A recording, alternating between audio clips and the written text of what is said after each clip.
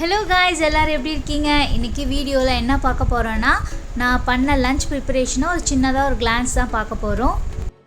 First நம்ம இதில் மொட்டைப்பருப்பு தண்ணி பார்த்துருவோம். மொட்டைப்பருப்பு தண்ணினா ஒன்றும் இல்லை, சாம்பார் தான். நம்ம காய் போடுவோம் சாம்பாரில், இது காய் போடாமல் வைக்கிறது தான் நாங்கள் மொட்டைப்பருப்பு தண்ணின்னு சொல்லுவோம். ஃபர்ஸ்ட் அதுக்கு பருப்பு, துவரம் பருப்பு எடுத்துக்கோங்க. வெங்காயம், தக்காளி, பச்சை மிளகாய் போட்டுட்டு மஞ்சத்தூள் போட்டுக்கோங்க. அப்புறம் கறி மசாலா தூள் லைட்டாக போட்டு வேக வச்சு ஒரு 4 விசில் விட்டு வேக வச்சு வச்சுக்கோங்க. இன்னொரு கடாயில் எண்ணெய் ஊற்றிக்கோங்க, கடுகு போட்டுக்கோங்க. அப்புறம் பூண்டு 4 பல்லு தட்டி போட்டுக்கோங்க. வெங்காயம் போட்டுட்டு காஞ்ச மிளகாய், கருவேப்பிலை போட்டுக்கோங்க.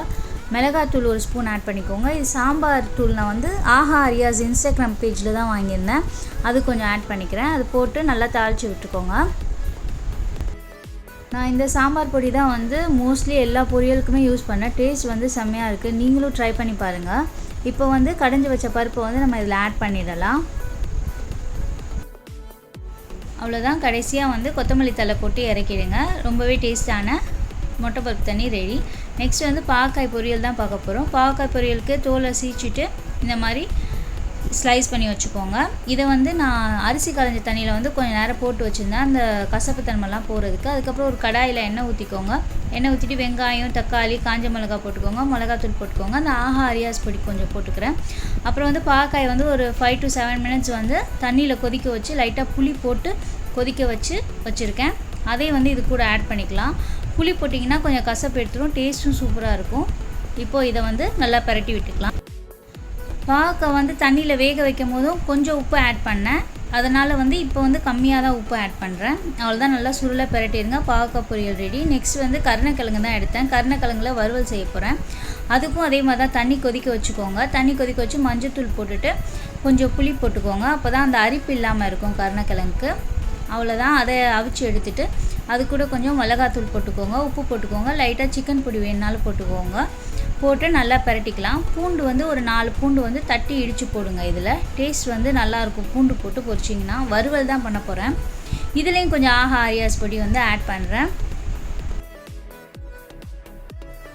அவ்வளோதான், இது நல்லா இப்போ பரட்டி அது ஒரு 10 மினிட்ஸ் சைடில் ஊற வச்சு அதுக்கப்புறம் நம்ம பொரிச்சு எடுத்துக்கலாம்.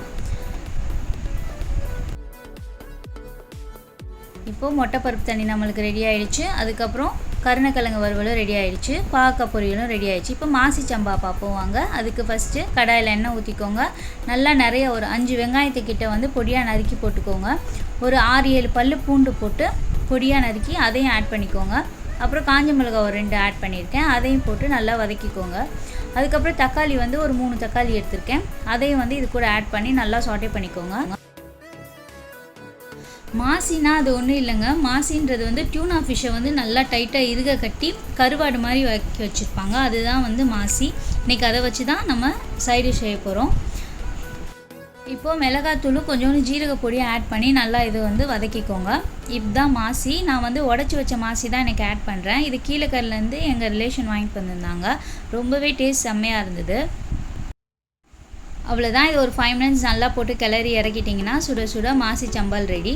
நீங்களும் ட்ரை பண்ணி பாருங்கள். வாங்க, இன்றைக்கான லஞ்ச் சுட சுட சாப்பாடு, மொட்டைப்பருப்பு தண்ணி, கருணக்கிழங்கு வறுவல், மாசி சம்பா, பாகக்காய் பொரியல். நீங்களும் ட்ரை பண்ணி பார்த்து எப்படி இருந்துச்சுன்னு கமெண்ட் பண்ணுங்கள். Bye friends.